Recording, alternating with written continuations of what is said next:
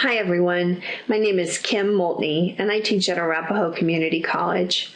I am a full-time faculty member of our college preparatory studies program, and I teach both developmental reading and developmental writing. We have been asked, those of us on the developmental education implementation team, to produce a series of presentations on the newly designed courses. So CCR091, 092, 093, and 094, and obviously I am making the presentation for CCR093 Studio D. This is the course that should be co-requisite or linked somehow with a discipline-specific course. It's somehow appropriate that I am doing this presentation because at ACC we have not chosen to run many learning communities on our campus in the past. We haven't co-recced many classes, we haven't linked many classes, so as is true for many of you in the community college system, we are designing this course from scratch. We don't have a preconceived notion of what it should look like, so I'm taking steps and I'm hoping the steps that I share with you today will help you in your design of Studio D. Hopefully, again, this, as you go through the process or as you've already moved through the process, this just confirms the steps you've already taken and the best practices that you've already put in place. So if you have not had a chance to look at the course description, the learning objectives, and the topical outline, you can click on the link and that will take you to the course description so that you can see exactly what the course is supposed to look like, or at least the objectives that we hope to accomplish through this class. And remember, the key here is to contextualize Studio D with a discipline course. As we have begun the process at ACC, we've really come down to 3 steps in designing CCR093. So the first step is to choose a course with which you will form a learning community or a link, however you're going to do that on your campus. Choose a course or courses through which you will run CCR093. So what that looked like on our campus at Arapahoe Community College, I spent a weekend looking at high enrollment, low pass rate courses. So courses that only had a pass rate of 75% or lower. I also wanted it to be a GT pathway course.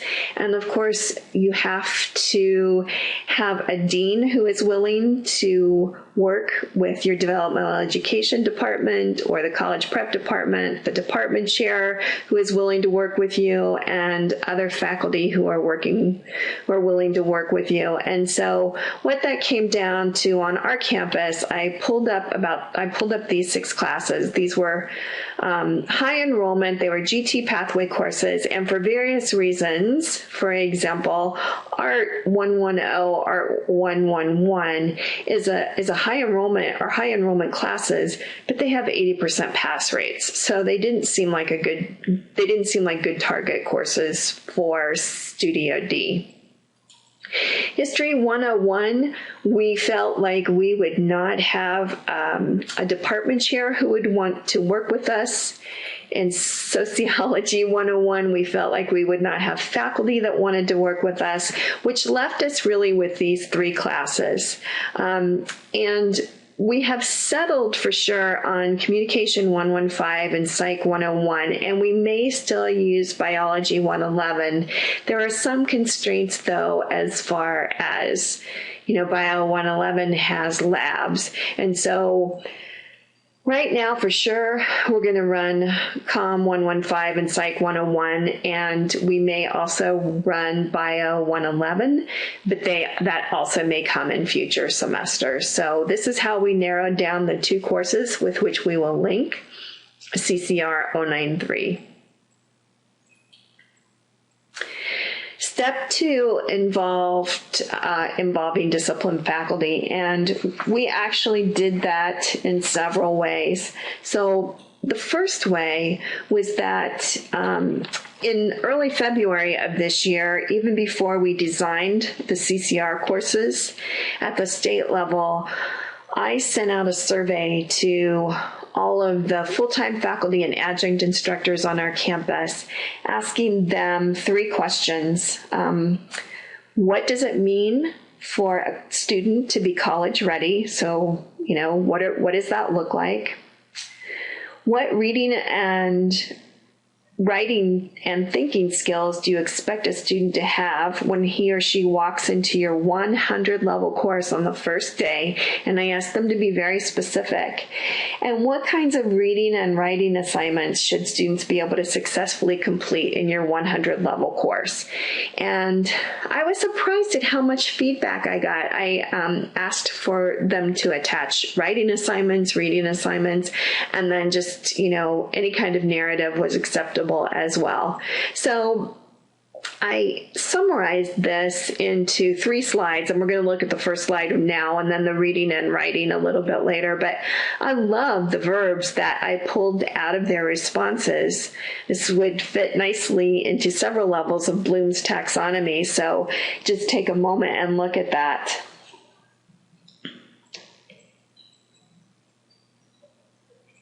And then the rest of this list I felt were kind of overall critical reading, writing, and thinking skills that they want college-ready students to have the day they walk into their 100 level courses. So again, take a moment to look through this. And I will look more specifically at reading skills and abilities and writing skills and abilities later in the presentation. This is just kind of an overall response. And these are actually in our discipline faculty and instructors, their own words. And I actually took this information forward as we designed the CCR courses at the state level. I think this is very helpful.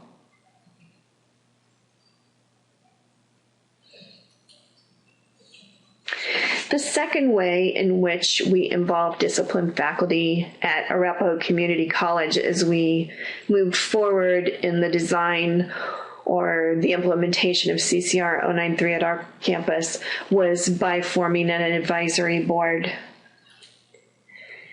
So I asked each of our deans, we have 4 what we call schools on our campus, and each of those is led by a dean. I asked the dean for 2 representatives from each school. I wanted those 2 representatives to teach 100 level courses. I wanted them to be courses that had significant reading and writing. And I want part of what these advisory board members will be to contribute texts that we can possibly use in CCR093 or just use as models of the level of reading and the writing that will stem from that the students will be doing in Studio D. I asked, when I talked to the deans, I asked for CTE representation, and I do have one member of the board from the business program who teaches CTE courses. So I kind of opened it up and let the deans decide who would fit these characteristics. These faculty members will also contribute to us writing assignments that they use in their classes. However, we will really use these as models or templates for the kind of writing that discipline faculty use in their courses. We're not going to replicate these assignments in CCR093.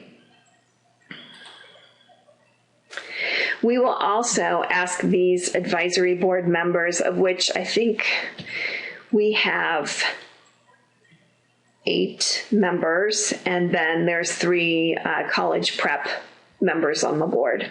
So we will also ask those who want to be involved, we'll ask them to participate in some of the assessments that we do at the beginning of the semester, at the end of the semester, and perhaps throughout the semester. And maybe this will just be until we get the CCR093 running well and we feel like we won't need that involvement anymore, or maybe it won't continue. We're thinking of asking them to help us design rubrics, writing rubrics. So this group will be very involved in, even though we may not link Studio D with their course, we will be getting the input of what it means to be college ready, really across the disciplines. Their time commitment will be pretty steep at the beginning. We will have had 3 meetings, about an hour to an hour and a half over the course of the summer. And then once the school year starts, we anticipate meeting with the board probably once every 3 weeks. And if we don't need to meet with everybody, it can be a one-on-one email type of situation. But we already have many of their assignments and many examples of readings that they use in their courses that we are looking at now and saying, okay, this is the kind of reading material and the kind of writing assignments we need to incorporate in CCR093. We just need now to contextualize it to the course. And of course, will involve the co-rect course faculty, but I think this is invaluable to have this input from discipline faculty across the school.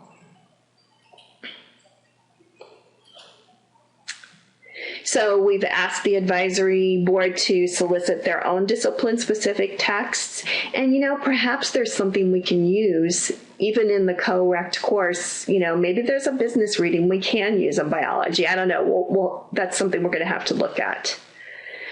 We are expecting students in Studio D to read 500 to 600 pages above and beyond what they are supposed to read in the textbook for the co-rect course. So what we're hoping from the faculty on our advisory board are different pieces of writing of high interest, appropriate difficulty. They should include primary and secondary sources, variable length. We are asking for some recommendations for full-length texts, and we are really trying to stay away from narratives.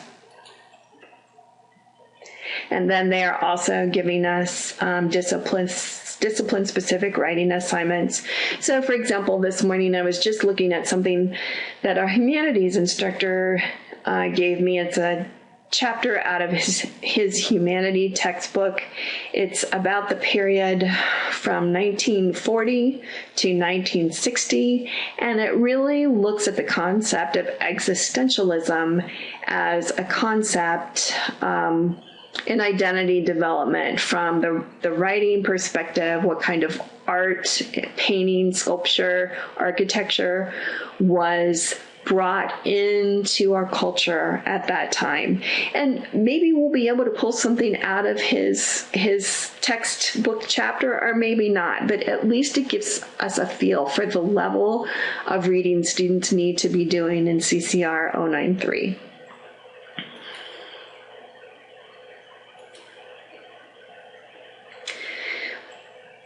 We are soliciting discipline-specific writing assignments, once again, not to replicate what's already being done in these courses or in the co-rect courses, but really to have a standard by which we design our own assignments for these courses. We know that I can't emphasize enough that we need to be very rigorous in our approach to the design of CCR093 on each of our campuses. We expect students in Studio D to write above and beyond what they are writing in the co-requisite course. We expect them to write 5 to 6 essays. And, right now, this is what we're thinking: compare, contrast, cause, effect, synthesis, argument, rhetorical analysis, and an annotated bibliography. That may change depending on the input we get from the co-requisite course faculty. Right now, this is where we are. There was a recent report that was released in May from the National Center on Education and the Economy, and they performed a study that showed most 100-level courses in a community college have very few writing assignments, and the exception to that is freshman composition. So if we are not writing in our course, if we are not writing in CCR093, the students aren't writing enough, probably. And so we have to make sure that we incorporate that into our course design. We also want students to write above and beyond whatever rhetorical style is required in the course, the co-requisite course. So for example, we have an astronomy faculty who's on our board, and her writing assignment is a research paper. And it's really not an argument or persuasion, might be a little bit of synthesis, but she asks them to research a particular item. That doesn't give the students the breadth of writing rhetorically that they need to experience in this class. So we need to write more essays beyond what is required in the co-requisite course. And finally, if we are simply in Studio D helping students with the writing assignments in the co-requisite course, we will be seen, unfortunately, as nothing more than tutors or supplemental instructors for that co-requisite course. So we need to build the rigor into our course by doing writing assignments above and beyond what are required in the co-requisite course. Okay, so here's our third and final step, which is obviously the biggest step, and it's going to take the most time, but the other steps led to this final step. The third way, of course, to involve your discipline faculty are to help ask those who are going to be running the co-requisite course to help you design the course. So, as you know, one of the changes that we made at the DevEd task force level as we designed the courses was to make them integrated courses, to integrate reading and writing into CCR092, CCR093, and CCR094. So that means every activity, every assignment that we do in those courses needs to serve as both a reading and a writing tool. So I have borrowed this from two sources. It's really this whole kind of cyclical concept came from Katie Hearn at the California Acceleration Project. And then this particular graphic is borrowed from the North Carolina Community College Developmental Education Redesign Project. And I have links to both of those at the end of the presentation. But as you can see, and I think this makes sense to most of us, we do this in our reading and writing courses anyway, but it's something that has to be repeated throughout the semester with just almost everything the students read. So they will pre-read, they will do there's activities built around post-reading. There will be pre-writing that involves low-stakes writing, but also perhaps some high-stakes writing, and then ending up in a high-stakes writing assignment, some type of essay, some longer piece of writing.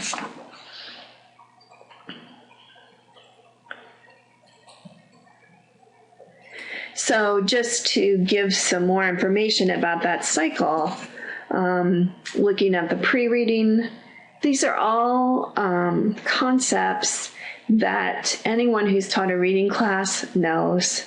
So help students determine what they already know about a topic, It will involve us looking at the course textbook for the co-requisite class.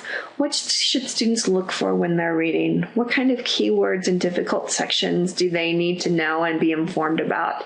So it's helping students develop a reading plan. And then post-reading, students will come back together and work on presentations or writing or low-stakes assessments or low-stakes writing assignments in which they can debrief. I think this slide, as well as the next, this is crucial. This cycle is crucial in helping students clarify concepts in reading, but also clarify their own thoughts about what they have read about so that they can prepare for writing. The reading has to be more than an example of an argument paper. Okay, here's an argument paper, here's the structure. Now that you've read an argument paper, go write an argument paper. The readings have to be more substantive than this, and they really need to be contextualized to the course material.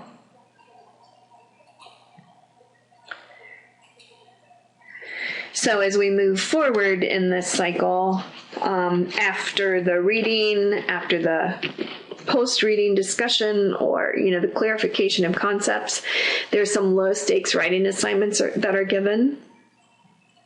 And they can include open quizzes, which to me might be a high-stakes writing assessment.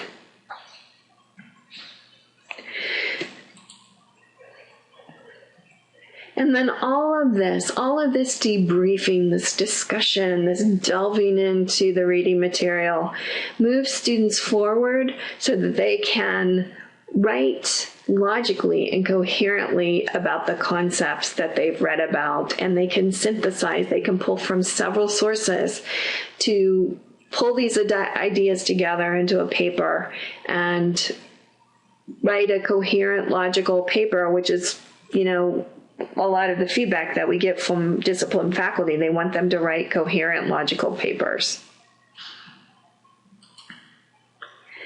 This is from the California Acceleration Project, and it really is the same kind of information, pre-reading, post-reading. Katie Hearn here specifically talks about her open book quiz and then the essay. So it's just really in a different visual format and explains the reasoning for doing each of these steps. I think we need to move away, even though your co-requisite course may still offer objective tests.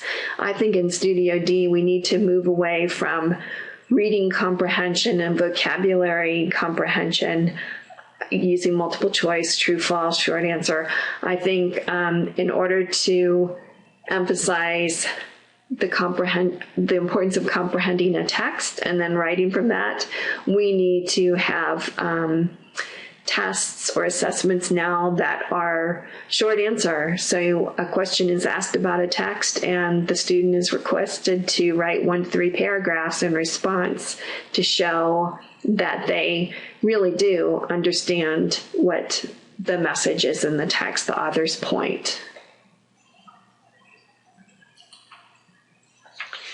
So I'm going to just focus here, kind of an artificial focus on the reading portion of this cycle, and then we'll do an artificial focus on the writing portion of this cycle. But they really will be intricately linked throughout the semester. So once again, this was from the survey that my discipline faculty sent back to me. These are comments that I pulled from their narratives, things they expected, abilities, skills they expected from college-ready students. So those students who walk in their door, first day of class, 100 level, they would like students to have these skills or abilities.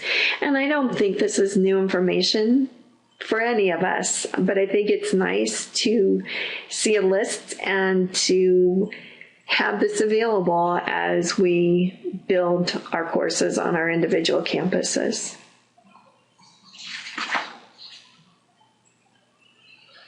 And I think as you read through this list, you'll recognize those concepts that we teach. We already teach all of this, just at different levels or different levels of complexity in Reading 030, Reading 060, and Reading 090.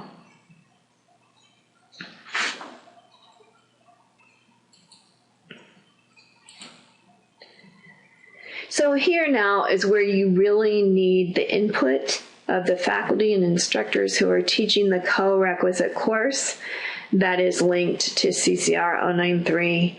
So you want to have their textbook and, what are some good strategies for reading that textbook? And then with the students, I think it's a great idea to compare it to other textbooks they may be using in the same semester, because it's important for them to see that although textbooks are primarily written in the same kind of format, there will be differences between a history textbook and a communication textbook, or a communication textbook and a biology textbook, or a biology textbook and a chemistry textbook.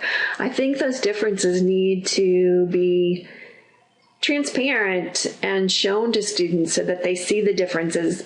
Biology and chemistry are perhaps more graphic than they are textual. And so these differences need to be addressed and students need to be made aware of them. We know that at this point in this kind of dev ed national redesign trend, that there really are no well-crafted integrated reading and writing texts. We are relying on our advisory board and on our instructors and faculty from the co-requisite course to help us choose other readings, supplemental readings that we can use in CCR093 that will be contextualized, and it can be contextualized kind of peripherally or tangentially, and I think that's important.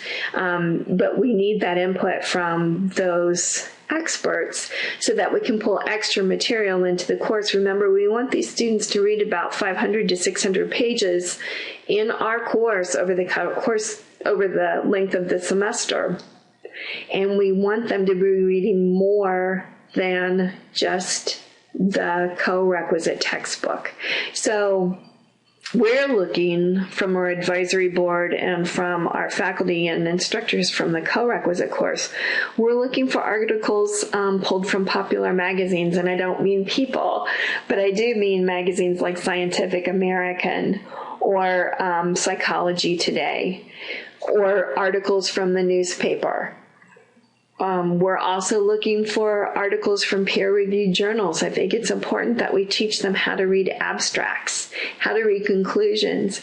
Maybe the methodology in a peer-reviewed journal article is not that important at this level, but I do think we need to be teaching them how to approach those kind of articles as they do their own research. We are asking, I know this is, I'm repeating this from an earlier slide. We want the faculty from the co-requisite course or from our advisory board to recommend full-length texts and probably not textbooks that we can use in CCR093. So, for example, let's say you are co-reccing CCR093 with Bio 111. A good full-length text to read in Studio D would be, I've forgotten the title, but the book about Henrietta Lacks. That would be a great full-length book to bring into the course. It's high interest, it's complex, but it also brings other factors besides the biology. There's some sociology involved in there, there's some political kind of government type of information brought in there. There's some anthropology from a cultural perspective that can be brought in, some psychology. So it's a nice text to wrap everything together. There's another full-length book, The Spirit Catches You and You Fall Down, looking at cultural differences of immigrants in California and how they perceive the medical system. And I think these kind of texts would be useful in many classes. So like a Psych 101, it depends on how you want to contextualize. We're going to contextualize around the theme of identity development or identity formation. So I'm thinking of books like, and maybe even portions of books from popular writings like Reviving Ophelia, or there's another book called Kings of Texas. And so we're really trying to pull all of these in to just contextualize to the course, but also help the students see that points that are unique to Biology 111 probably aren't unique. There's also a psychological basis for them, or there's a sociological perspective that we can look at different issues from. So all of these will be helpful as we design the course. And then, of course, we need online resources as well that we can pull in.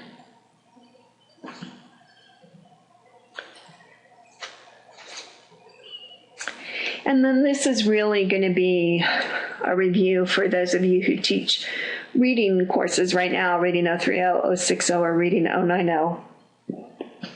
We just need to remember, and those of us who have not taught reading before really need to make sure that the reading concepts and activities that are done that these are activities that should be done with every piece of reading for the entire semester.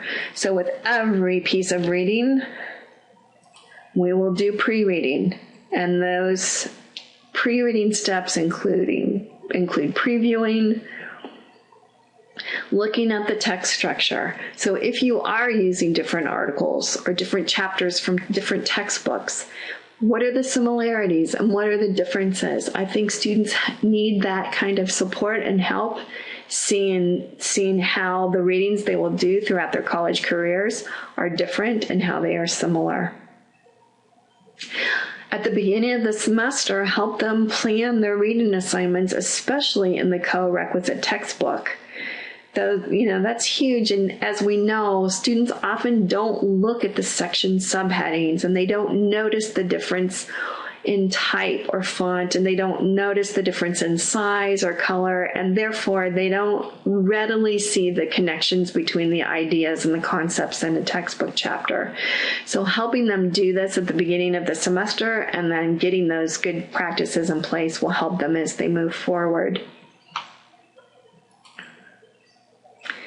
Obviously, we want to help them activate their background knowledge, and here you can build in a writing piece.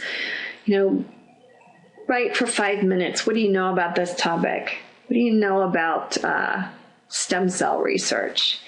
And then have them discuss as in pairs or small groups or as a whole group. Obviously, we want them to make predictions based on the preview about what the chapter or the article will be about. We want them to establish a purpose for reading, which is not always easy to do. So, those of us who have taught reading, we know how to help them establish a purpose for reading. They turn the section subheadings into questions, and they find the answers as they read.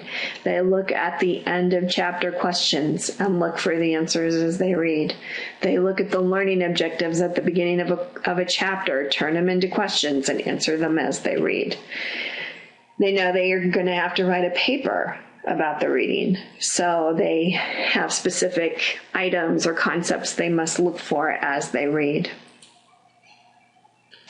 And then, we need to help them understand how to look and find the meanings of difficult vocabulary, words and phrases, and It's our job as instructors in CCR093 to look through and find those beforehand and draw their attention to them so that they can look for them as they read and either already have the definitions or look for the definitions or figure out the definitions from context. Every reading that is done in the class should have these activities built in while the students read. Obviously, we want them to read actively. One of the most important concepts, strategies that we teach. They also need to monitor their comprehension, and we still need to teach them what kind of strategies can they use when they don't understand a topic, a sentence, a paragraph, a section. What do they need to do? We still need to teach those fix-up strategies. And then this is directly this will actually answer some of the discipline faculty concerns. If we draw students' attentions over and over again as they read to these points, they need to analyze and evaluate.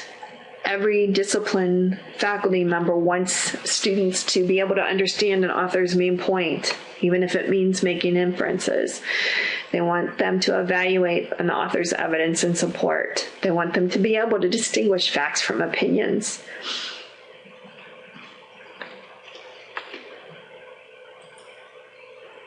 And then finally, well, not quite finally, but this also I think this is a huge charge for us, and especially in CCR093 where the curriculum is going to be contextualized, it's important for us to help students make those connections between what they are reading about and what they are doing in class. How does this relate to lecture? How does this relate to lab? How does what you read last night influence what you're doing in class?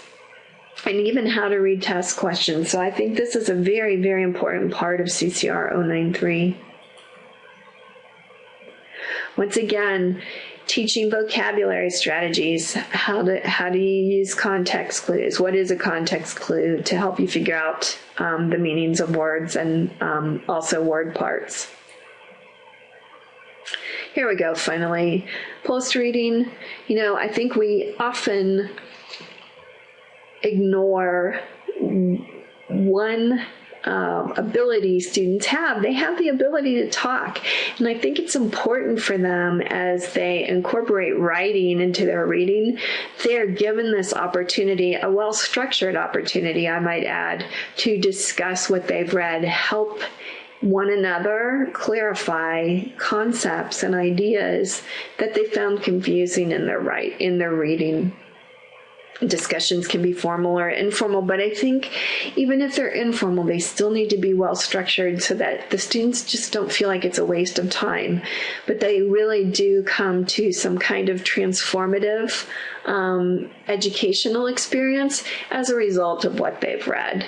And that could be through presentations too. We all know that we become more knowledgeable about a concept when we have to teach it. And so presentations would lend themselves nicely to students understanding at a deeper level what they've read. I've heard from numerous discipline faculty, students don't know how to outline, and I think most of us would agree with that. So even in communication, I had faculty members say, I would really like for students to be able to outline their speeches. So that's, once again, as we all know, it's a very important skill to have. So here's building in here, we're building in our writing piece right here with summarizing and outlining, responding and reflecting. How did you feel? It's a little bit nebulous, but how did you feel after I think we need to make questions more specific than that, but have them reflect about what they've read about, share it with somebody. Once again, we have this open book quiz. Ask some tough questions about the reading. And then it could be low stakes writing depending on how you grade it, or it could be high stakes depending on how it's factored into their course grade. And then we have the high stakes writing, pulling all of this together, their discussions so that they've clarified ideas. They're summarizing so that they've clarified ideas for themselves or outlined. How did they feel about what they read? What does it imply? How does it relate to what they already know? All of this, I think, helps them clarify and get to know their own thoughts and ideas about what they will now write about in a longer piece. Okay, so we're going to move forward and now have this kind of artificial focus on the writings part of this. But as you can see in the previous slides, we've already seen how reading and writing go hand in hand. So once again, this is from my February survey from the discipline faculty about what it means to be college ready for their 100 level courses, what skills, what writing skills. And I really did ask them to be specific, and I think we see some very specific problems or suggestions here as far as college ready writing skills.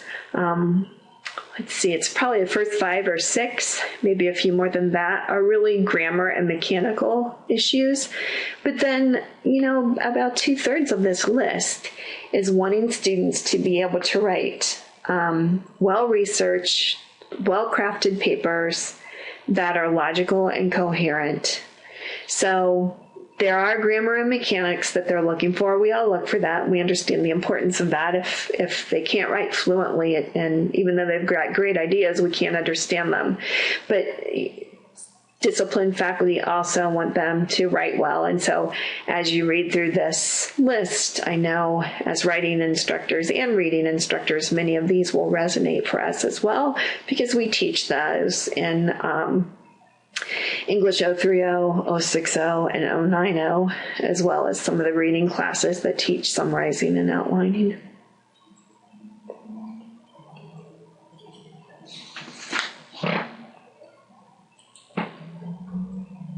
So as you move forward in your course design, what you will need from the faculty and instructors who will be teaching the co-requisite course, you need to know what kind of writing assignments they use in those courses. Now, once again, your students should be doing more writing in Studio D than they will be doing in the co-requisite course. It's just hard for me to imagine a co-requisite course where they'll be doing more writing than they'll be doing in Studio D. I mean, if they're doing a lot of writing in the co-requisite course, you might not want to add assignments, but I find that hard to envision. So what kind of writing assignments are they doing in the co-rect course? Are they just doing speech outlines? Are they writing short speeches? There's a Bio 111 faculty member who I work with who has students write a newspaper release about some kind of biological discovery they've made. And obviously we would want to help in Studio D with that writing assignment, but we wouldn't want to duplicate or replicate the writing assignment. The teaching pieces here are, audience and purpose and appropriate words, and then all of the grammar mechanics part too. What kind of rhetorical style would we want to use for this? So those are the pieces that we would pull in for Studio D. Obviously, get the students to write while they're reading the textbook. Look at a chapter, look at a section. What's going to work best here? What kind of information are they going to need to recall to be successful in this class?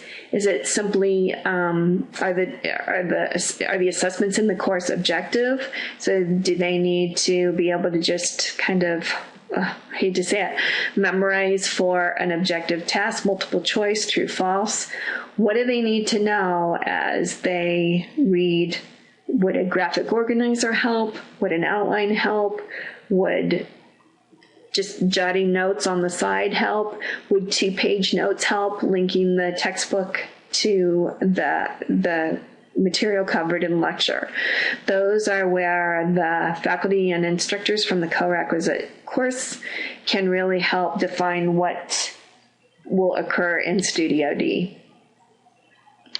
What kind of writing will they do on tests? Is there any writing other than, are they doing Scantron tests? So this will be helpful information to have from your faculty and instructors. And I've said this before, so I think it's important that we do a variety of writing in Studio D, because otherwise the students are probably not going to get exposure to a wide variety of rhetorical styles in the co-requisite course. So it needs to come from our course so that they are well prepared for their other college classes.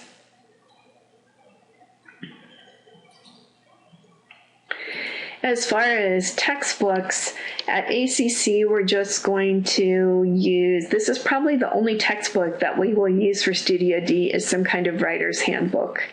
We're not going to use a combined reading and writing text. We haven't found one we like. We're pulling our reading assignments, as I've said, from discipline faculty, and we're going to use a writer's handbook for the course text, and then whatever textbook we use from the co-requisite course.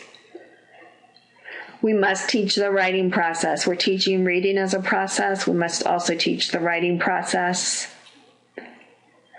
And I think we must teach the correct formatting for the co-requisite course. Is it MLA or APA? But I think we also might want to delve a little bit. Let's say the course is a class that uses APA style. It might not be a bad idea also to maybe do one paper as an MLA style, just so students can get practice in using the handbook and seeing that it's a great resource for them, and that they can switch easily from one format to the other once they know how to use the writer's handbook as a resource.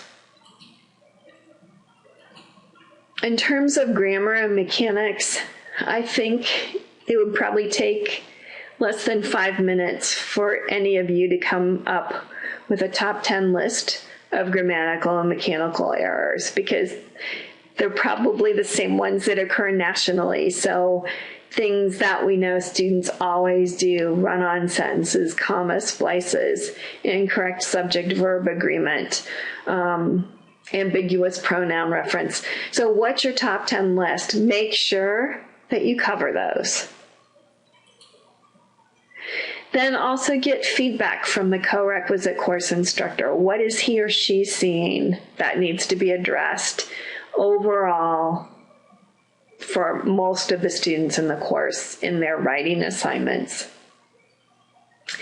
And then as you move forward from your top 10 list, or in addition, or as corollaries to your top 10 list, you just do some just-in-time lessons on other errors.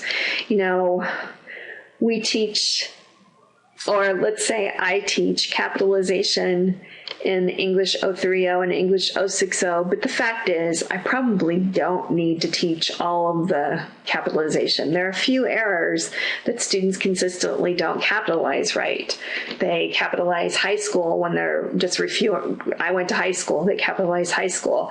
I went to St. Ignatius High School, sometimes they don't capitalize high school. So those kind of things I think are prevalent, and they may not make the top 10 list, but if you can see that it's a problem consistently with the course or with a student, you can just do some just-in-time lessons on those kinds of errors. Finally, when you're considering assessment, once again, remember we need to make CCR093 Studio D a rigorous course. We want students to see the value in coming to this course on a daily basis, because it enhances their learning in the co-requisite course, but it is also preparing them to succeed in their other college classes. So at ACC, we already do beginning of semester reading and writing secondary assessments. We do a reading comprehension test in our reading classes, and then the students are given an objective test to check comprehension, vocabulary, comprehension, critical reading, those kind of things. And then for the English classes, they are given a short one-page article to read, summarize, and respond to. We will have to integrate those two assignments or those two assessments, or completely develop a new one, both for the beginning of the semester and the end of the semester. Obviously, we want to see if the work we're doing in Studio D is appropriate, effective, and how it needs to be changed. So we will be doing beginning and end of semester assessments. They will integrate both reading and writing, but we don't have those finished yet. And when we do, as we develop course materials at our campus, we will upload it into the DevEd Redesign website, and also we will have Shauna Van at Front Range Community College is developing a site on D2L. So these materials, we can share all of our resources in these sites. So definitely as we develop these on our campus, I will upload those into the appropriate spots. I'm not a big portfolio fan. However, it may be something that we use in Studio D. And finally, as I mentioned earlier, we will use some of our advisory board members in evaluation. It would also be terrific if your co-requisite course instructors and faculty can also be involved in student evaluation, perhaps making rubrics for their writing assignments. Finally, here is a list of resources that I have found invaluable as I have worked on developing these courses at the state level and also on our campus. So North Carolina Community College System, they have, I think their redesign has been going on for two to 3 years, and they have a really terrific curriculum guide for courses that are very similar to ours. They're not exactly alike, but they do have equivalent to CCR094 Studio 121, and they do have a course equivalent for Studio D. So I recommend going to the site and looking for their curriculum guide. California Acceleration Project, really driven by, at least the reading and writing portion, driven by Dr. Katie Hearn, is also an incredible resource. If you explore some of the drop-down menus, she's got syllabi and course, like semester kind of course assignments. She also has reading lists, how to choose a good, not text book, but good reading samples or good reading items for the class. This is our own Colorado Community College System DevEd redesign, where we will, of course, this presentation resides, and across the system, as we develop course materials, we will upload them to the site, and then please absolutely feel free to contact me at my email address or my phone number. I have, I think it's 80% release in the fall, so I can talk or email with people. And I think that's crucial as we come to the last slide here, because, you know, in a way, this is a Rubik's Cube, and I think for us to maximize our success as we move forward with this change across the state in our colleges, it's going to involve helping one another and sharing our best ideas with one another. So please, as you develop material, upload them. Let me see if I can go back to our previous slide. Upload them here. As the D2L site becomes available, we'll also send out that email, that how to link to the D2L site. But it's imperative for us to share our best practices the roadblocks we encounter and how we've managed to overcome those obstacles. That sharing of information is going to be crucial to the success of this redesign effort, not only statewide, but obviously from a very personal perspective on our own campuses as well. So I hope that this presentation has either gotten you started or really confirmed what you're already doing, maybe raised some questions, maybe even disagree with some of the stuff we're doing, and I'm happy to have feedback about that. So I wish everybody more than luck, because it's going to take more than luck for us to make this work.